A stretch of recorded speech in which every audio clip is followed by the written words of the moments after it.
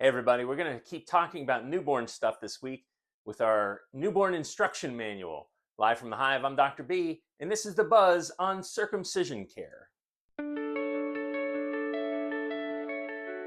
The American Academy of Pediatrics says that the benefits of circumcision do outweigh the risks, but they don't give kind of a blanket endorsement like every male should get circumcised. In this country, most males are circumcised. So in the end, most sons of those people do get circumcised as well. But the AAP says this should be personal choice. And I completely agree. There may be some more benefits than risks, but most of the time this is just done because the father is circumcised, and that's fine. But if you're watching this video, that means your child's already been circumcised, and good for you. But what do you do at this point? How do you keep this clean? Do you have to do anything? The nursery staff might have told you to pull down here or pull down there or do this or do that.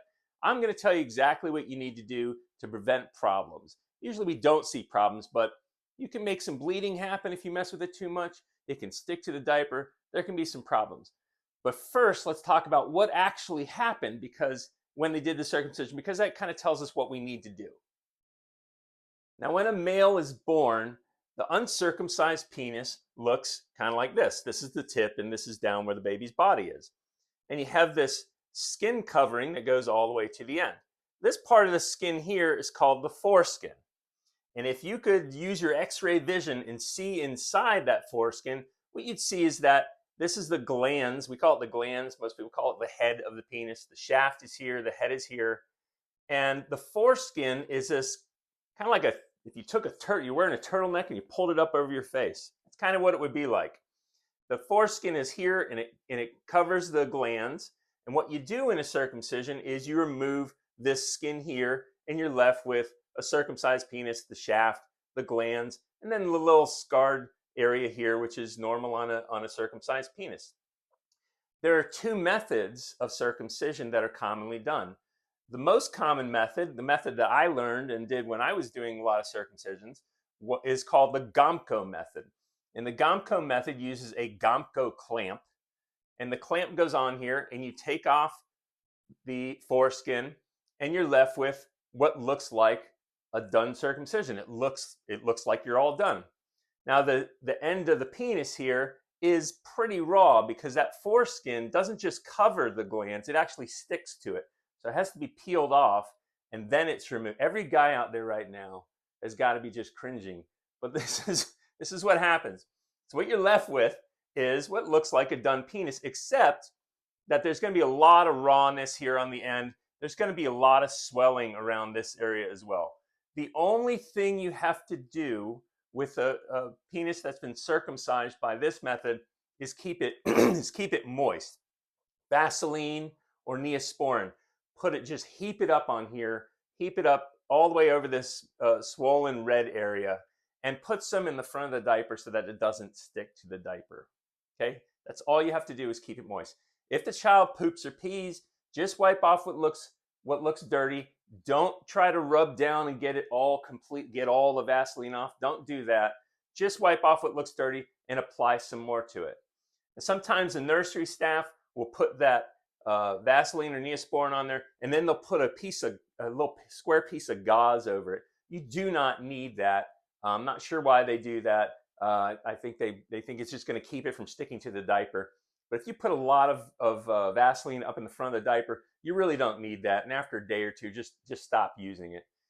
So the other thing that you'll see with a penis that's done this way is that you may see some yellowish stuff start to collect on the end of the penis. It looks kind of like pus. It is not pus. The body's just trying to heal that skin, and you're just trying to form new skin. So you don't want to rub that off. Just leave that on there. So if you do the Gomko method, it's going to look like this right away. Just keep it moist. Put a lot of Vaseline in the front of the diapers. Don't mess with it otherwise. Now, the other method of circumcision is called a plastibell. And what will happen with those is they peel this off the glands just like usual, put a little plastic ring around the penis, and they tie that with a string, and they remove this part. And so what you'll be left with is, I'm just going to draw it in here. Well, I'm not going to draw it because I want to keep using this. You'll have a little ring right around this part here. Okay? So imagine that this has got a ring around it, like a donut around a plastic donut.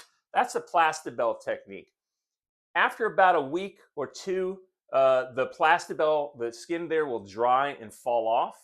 And only thing you have to do, again, keep the area moist. If it looks like it's getting dried out, put some Vaseline on it. Put some Vaseline in the front of the diaper so it doesn't stick. Other than that, you don't have to pull on the ring. You don't have to manipulate that at all. It will dry and fall off in about a week or two, something like that. The Gomco method, also the one we talked about a minute ago, that will take also about a week or two for the swelling and everything to go down. Now, after the circumcision, what I've drawn here, sometimes you'll have a little bit of, after it's healed, there's a little bit of extra skin here. And there's a chance that this skin can try to creep back up and get on here and start to reattach to the glands. And that's what we call an adhesion. This little extra skin that might be left over adheses to the glands. It's tried to grow back onto there. It's not a big deal, but the nursery staff probably told you, make sure you pull down on the skin so it doesn't do that. Please do not do that. A lot of times if you do that very early or too aggressively, you can cause bleeding. We don't want to do that. So what you should do is when you see your doctor, ask them what they want you to do. Doctor will tell you what you want to do. I tell people, please do not mess with it. If an adhesion forms, if a little stickiness to the skin, it starts trying to grow back up there, we will just pull it apart. It's a little uncomfortable for the baby. It takes 2 seconds. And we'll say, just put some more Vaseline in there so it doesn't keep trying to stick. But please don't mess with it. Ask your doctor what they want you to do. You know, if you're one of my patients, I'm going to say, please don't mess with it at all.